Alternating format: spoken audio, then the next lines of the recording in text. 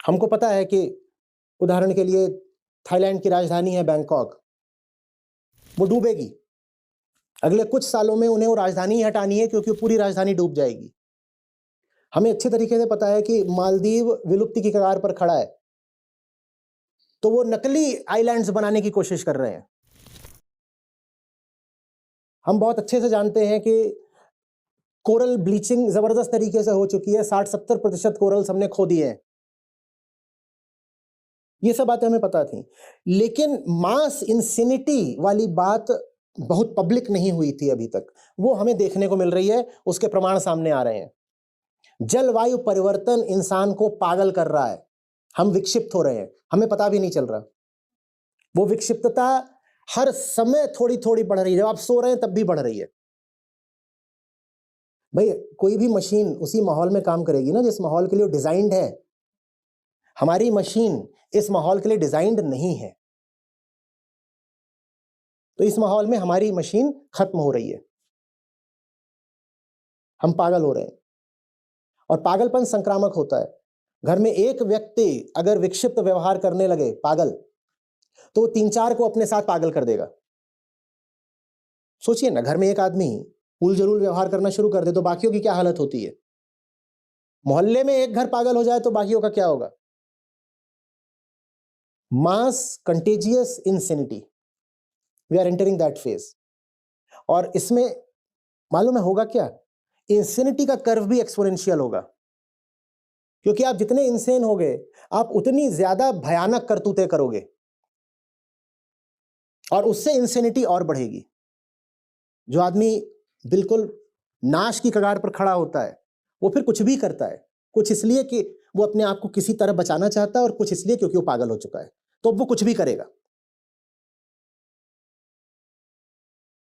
वो बिल्कुल नहीं सोचेगा कि मैं जो कर रहा हूं इसका कल क्या अंजाम होगा। वो कहेगा आज मैं किसी तरह से अपने आप को बचा लूं, इतना ही पर्याप्त है, कल तो वैसे भी आना ही नहीं है, आज किसी तरह टल जाए।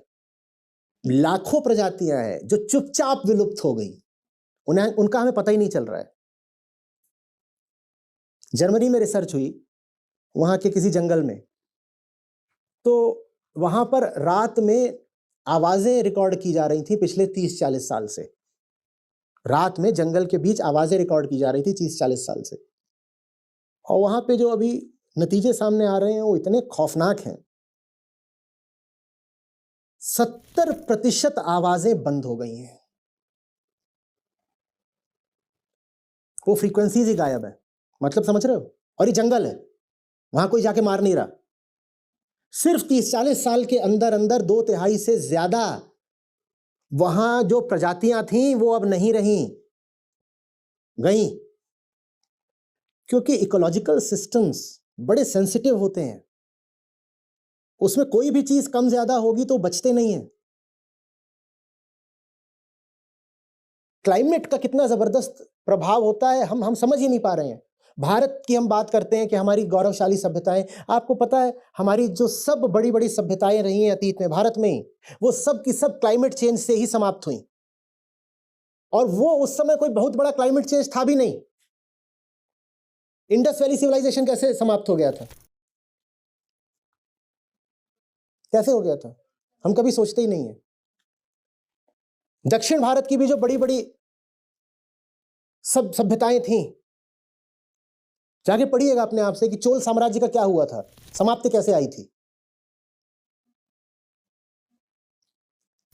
हम बात करते हैं जीडीपी की, हम कहते हैं आगे हम भविष्य बनाएंगे, उसमें समृद्धि आएगी।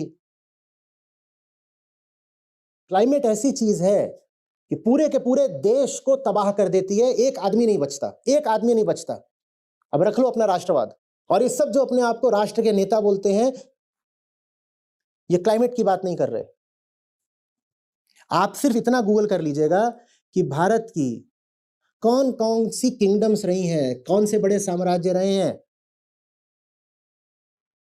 जो कि क्लाइमेट की भेंट चढ़ गए, आप हैरत में पड़ जाएंगे। आप क्या सोचते हो कि कोई दुश्मन चाहिए होता है जो सब घोड़ों पे बैठ करके आए और राजधानी में आग लगा दें, सिर्फ तभी राज्य समाप्त होता है? नहीं साहब, कोई आक्रांता नहीं चाहिए होता है। क्लाइमेट पर्याप्त है सब कुछ ध्वस्त कर देने के लिए।